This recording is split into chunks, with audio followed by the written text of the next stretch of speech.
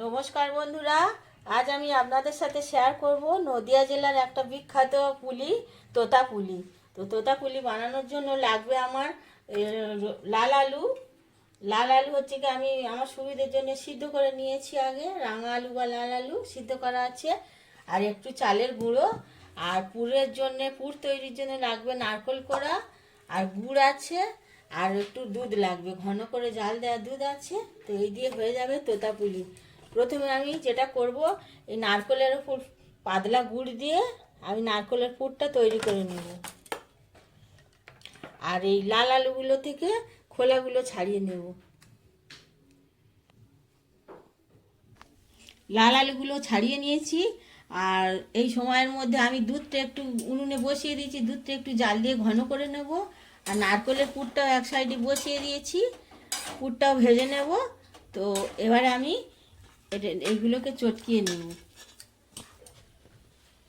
তো লাল আলুগুলোকে ভালো করে চটকে নিয়েছি, এর সাথে মিশিয়ে দিয়েছি একটু নুন। আর এবারে পরিমাণ মতো চালের গুঁড়ো আমি নিয়ে এর থেকে মাখিয়ে নেব। আটার ডো তৈরি করে যেমন লুচি পরোটার মতো, এতে একদমই জল দেওয়া যাবে না।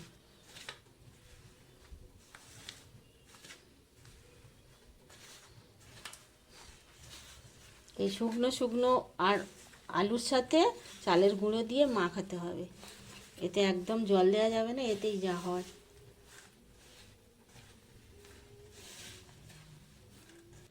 মাখাটা রেডি হয়ে গেছে, বেশ এইরকম সুন্দর করে মেখে নিয়েছি।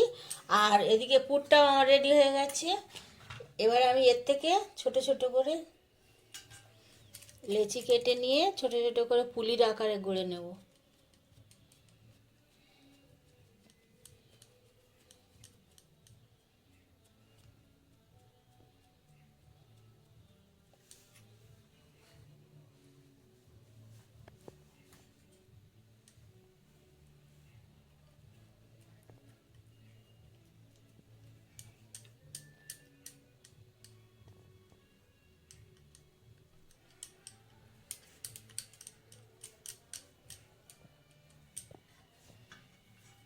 এইরকমভাবে সমস্ত পুলিগুলো আমি আগে গড়ে নেব, তারপরে ভাজবো।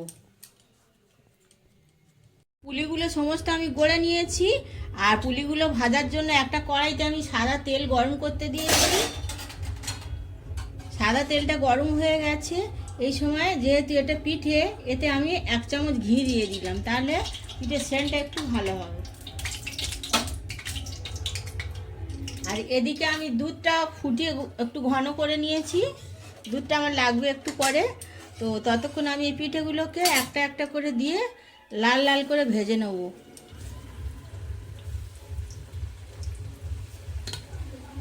গ্যাসের ফ্লেমটা মিডিয়ামে রেখে পিঠেগুলোকে বেশ ভালো করে ভেজে নিতে হবে।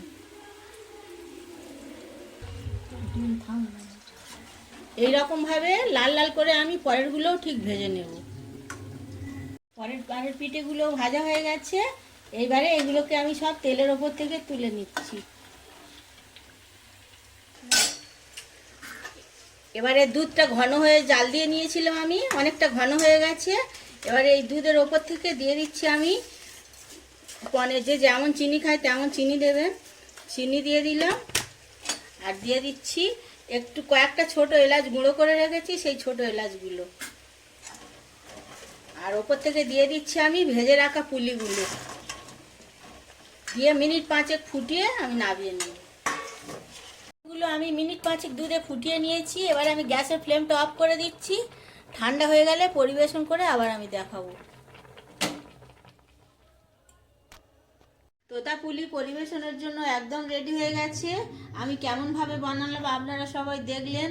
তো ভালো লাগলে অবশ্যই লাইক কমেন্ট শেয়ার করবেন। আর প্লিজ আমার চ্যানেলটাকে সাবস্ক্রাইব করবেন, পাশে থাকবেন।